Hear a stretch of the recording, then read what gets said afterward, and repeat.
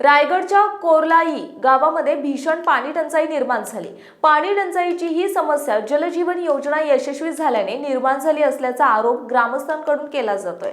फणसाड धरणात पाणी आहे, पण पाईपलाईन वारंवार फुटत असल्याने कोरलाई गावामध्ये पाणी नाही। गेली 2 महिने गावात पाणी नसल्याने घरात वापरासाठी आणि पिण्यासाठी पाणी विकत आणण्याची वेळ कोरलाई ग्रामस्थांवर आली असून योजनेचा ठेकेदार आणि शासनाविरोधात ग्रामस्थ आक्रोश व्यक्त करीत आहेत। गेले 2 महिने झाले आम्हाला पाणी नाही आहे। 10-15 दिवस झाले आम्ही 5-6 फेऱ्या टाकून आले ग्रामपंचायतमध्ये। ग्रामसभा पण झाली आहे। ग्रामपंचायतमध्ये सरपंच असे सांगतात की आमच्याकडे पंचायतीमध्ये पैसेच नाही आहे, आम्ही टँकरमध्ये पाणी म्हणजे टँकरवाल्याला पैसे देऊ शकत नाही। तर आम्ही काय करायचं, कोरलाईकरांनी काय करायचं? पूर्ण कोरलाई गावात पाणी नाही। आणि बघायला गेलं तर सरपंच साईडला तिथे अर्ध्या रस्त्या वलीला पाणी आहे, त्या तिथे कनेक्शन आहे, ते तिथे पाणी सोडतात त्यांना आणि आम्हाला बिन पाण्याशिवाय ठेवलं। फक्त आम्हाला दाखवतात की काम चालू आहे।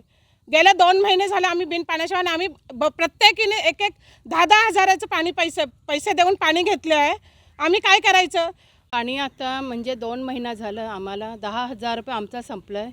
आणि माझ्या घरात प्रत्यक्ष 32 वर्षाचा मुलगा अपंग आहे।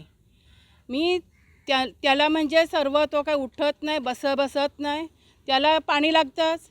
हां, तो संडास केला बोल काय लघवी केला तरी पाणी पाहिजे। त्याचे कपडे मला रोज धुवायला लागतात आणि मला त्रास अत्यंत होतो आहे। कारण का माझ्या घरी हा उन्हाळा महिना असल्यामुळे आता का कमाई नाही आणि घरात एकदम प्रॉब्लेम आहे आणि पैशाचे बिलकुल हे नाही, आम्हाला कोण असं हे नाही करणार। आणि तुम्ही ह्याच्यावरती काय ते आम्हाला उपाय सांगा, कारण आम्ही संतापलो आहे एकदम आणि आम्हाला त्रास टेन्शन पण आहे ह्याच्यामुळे। आणि म्हणजे आता पाणी आम्ही विकत घेणार, त्याच्यामुळे पाणी प्यायलासुद्धा आम्हाला आता म्हणजे हे पाणी आम्ही आणताना विकत तेच आम्ही पितात।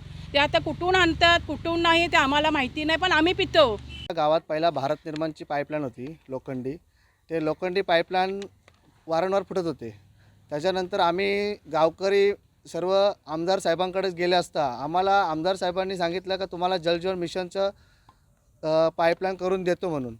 पाईपलाईन आम्हाला आमदार साहेबांच्या प्रयत्नातून मिळालं, पण ठेकेदाराच्या या चुकीच्या पद्धतीने काम केल्याने हे आमच्या गावात आता परिस्थिती झालेली आहे। 2022पासून मी त्याचा पाठपुरावा करत आहे, पण वारंवार तरी पाईप फुटत, क्वालिटी नसल्यामुळे चांगले त्यामुळे वारंवार फुटत आहे। आणि आत्ताची तर 2 ते 3 महिने होते गावात पाणीच नाही आहे, म्हणून सर्व महिला या सर्व आल्या आणि आपल्याला तुमच्यापर्यंत पोचण्याचं काम करतं। म्हणून सरकारकडे हे जावा हे आमची विनंती आहे।